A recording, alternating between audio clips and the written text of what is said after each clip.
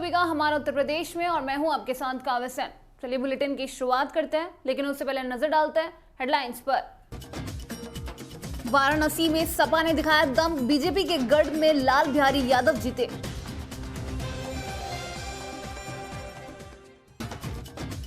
Love जिहाद को लेकर मऊ में 14 लोगों के खिलाफ दर्ज हुआ मुकदमा, पुलिस ने शुरू की छापेमारी।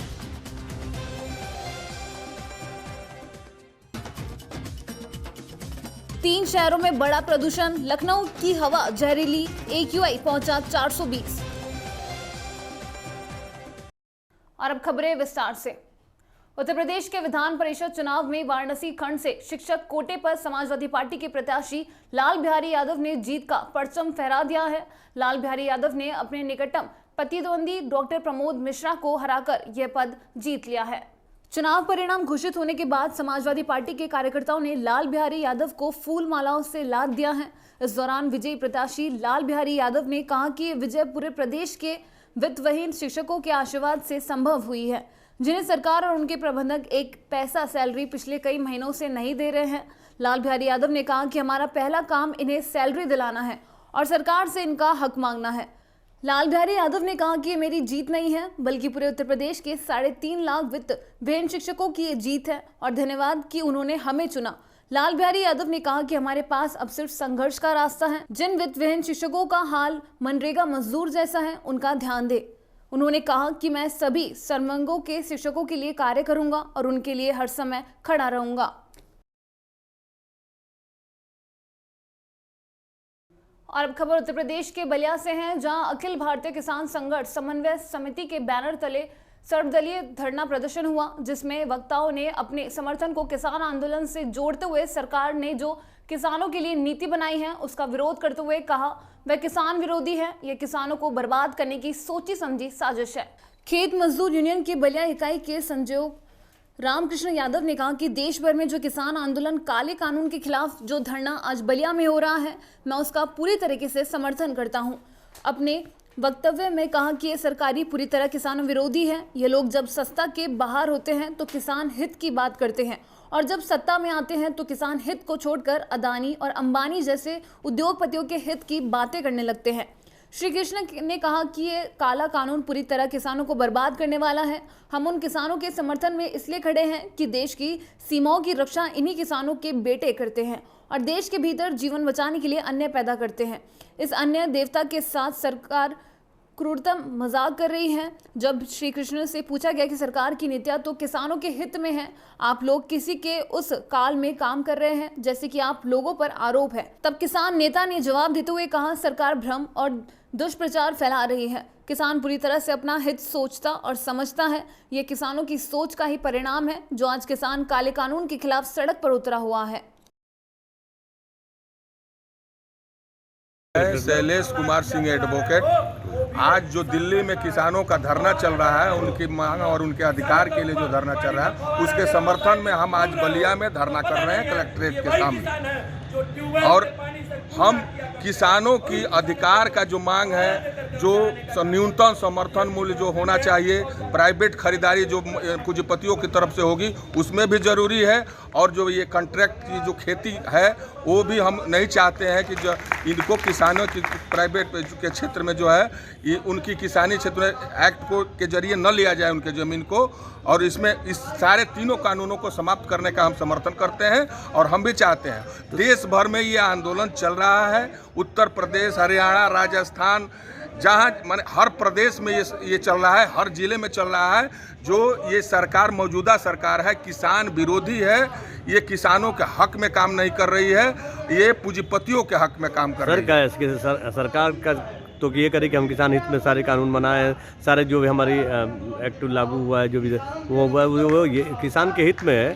लेकिन ये जो तमाम आंदोलित जो लोग हैं वो किसी की पार्टी के उकसावे पे ऐसा काम कर रहे हैं। क्या आप इसको मानते हैं? क्या मैं नहीं मानता हूं, इसलिए कि आप आज देख लीजिए बलिया जैसे छोटा ये प्रदेश है, उत्तर प्रदेश का ये छोटा जिला है, यहाँ भी हम धरना पर बैठे हैं और आप देखेंगे प्रदेश के पूरे हर जिलों में ये धरना प्रदर्शन और पत्रक की कार्यक्रम ये चल रहा है। सारा किसान हिंदुस्तान का एक है, इस एक्ट के खिलाफ है। और ये जो सरकार का जो ये किसानों के खिलाफ जो चल रहा है उसके खिलाफ ये धरना चल रहा है। देते हुए ये बताइए, आज आप लोग कलेक्टर परिसर में धरने पे बैठे हैं, क्या है मामला पूरा?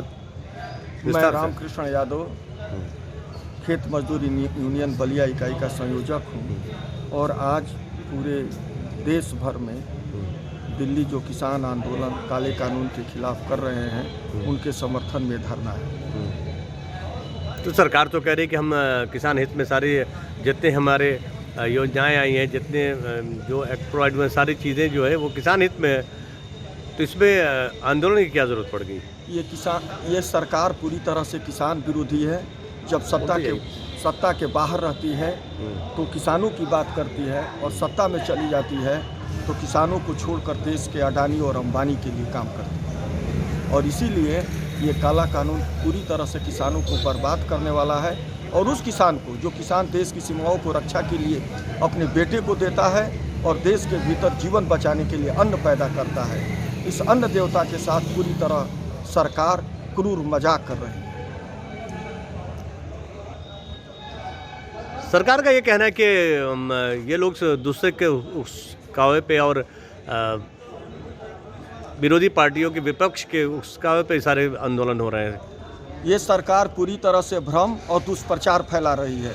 हिंदुस्तान का किसान पूरी तरह से अपने हित के बारे में समझता और सोचता है और ये किसानों के सोच का ही परिणाम है कि आज किसान उन काले कानून के खिलाफ सड़क पे उतरा हुआ है। सर, किस तरह से ये गैर कानूनी है और किस तरह से किसानों के हित में नहीं? और गैर कानूनी क्या नाम है, सॉरी, ये किस तरह से किसान के हित में नहीं, आप बताएंगे? सरकार ने आवश्यक वस्तु अधिनियम को समाप्त कर दिया। सरकार कॉन्ट्रैक्ट कृषि लाना चाहती है और सरकार मंडियों को समाप्त करके किसानों को पूरी तरह बाजार के हवाले छोड़ देना चाहती है। और आप जानते हैं कि कोई भी आदमी पैसा मुनाफे के लिए लगाता है, न कि लोकहित के लिए। और अब खबर गाजीपुर से है, जहां मिशन शक्ति के तहत स्थानीय कोतवाली थाना क्षेत्र के स्वामी सहजानंद महाविद्यालय के सभागार में महिलाओं की सुरक्षा को लेकर राष्ट्रीय साक्षरता मिशन RSMIT और इंद्रवील क्लब गाजीपुर के तत्वाधान में एक गोष्ठी का आयोजन हुआ।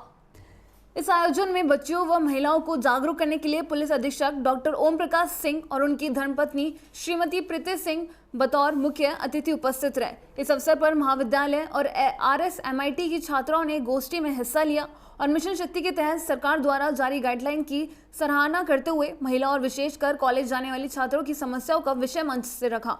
इस अवसर पर SP सिटी गोपीनाथ सोनी और क्षेत्र अधिकारी सदर ओजस्वी चावला ने अपने उद्बोधन में सरकार द्वारा जारी मिशन शक्ति के मुख्य बिंदुओं को उपस्थित लोगों को समझते हुए बताया कि मिशन शक्ति के माध्यम से नारी सुरक्षा के साथ नारी स्वावलंबन का उद्देश्य समझाया।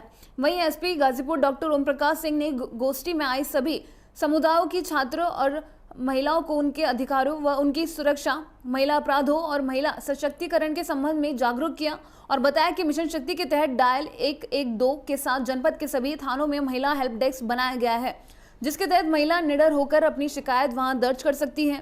उन्होंने योगी सरकार द्वारा जारी मिशन शक्ति को भारतीय परंपराओं से जोड़ते हुए कहा कि नारी सम्मान और नारी सुरक्षा हमारे संस्कारों से निहित है।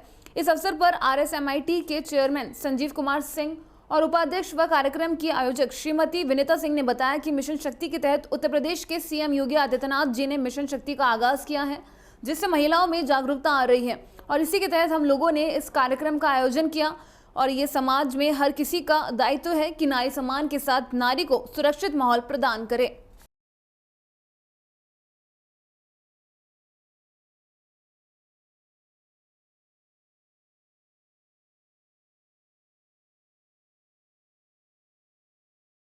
उसी पे सेमिनार हुआ है, इसमें क्या मुख्य बातें रही?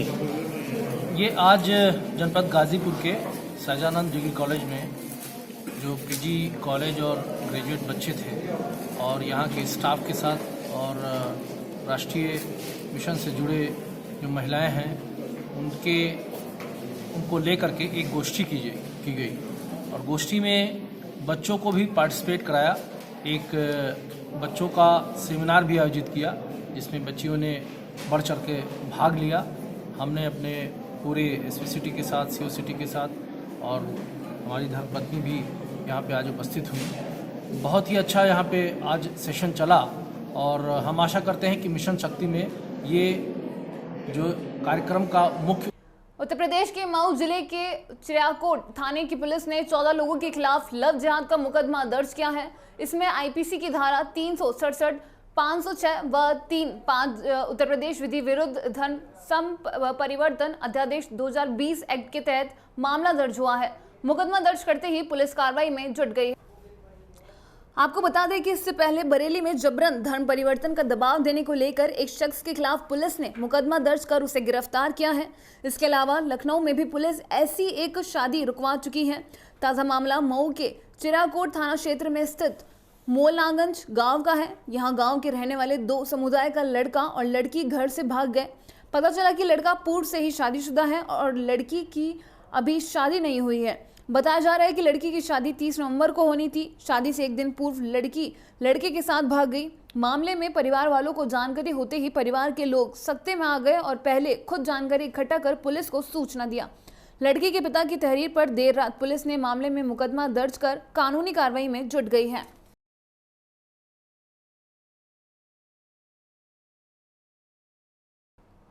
उत्तर प्रदेश की राजधानी लखनऊ में प्रदूषण का स्तर लगातार बढ़ता जा रहा है। लखनऊ में एयर क्वालिटी इंडेक्स 420 पहुंच गया है, जो खतरनाक श्रेणी में माना जाता है। प्रदूषण के बढ़ते स्तर की वजह से लखनऊ में आज शुक्रवार को सुबह के समय विजिबिलिटी काफी कम रही है। आंकड़ों के मुताबिक लखनऊ यूपी का तीसरा सबसे अधिक प्रदूषित शहर है। केंद्रीय प्रदूषण नियंत्रण बोर्ड के आंकड़ों के अनुसार लखनऊ में 420 AQI रिकॉर्ड किया गया, जबकि कानपुर प्रदूषण के मामले में नंबर 1 है, जहां एयर क्वालिटी इंडेक्स 431 रहा।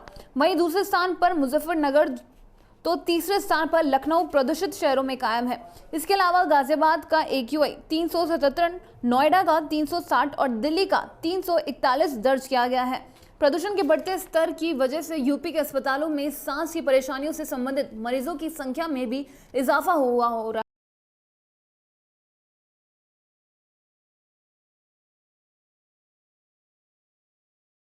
और फिलहाल हमारा उत्तर प्रदेश में बस इतना ही। आप देखते रहिए DPK न्यूज़। नमस्कार।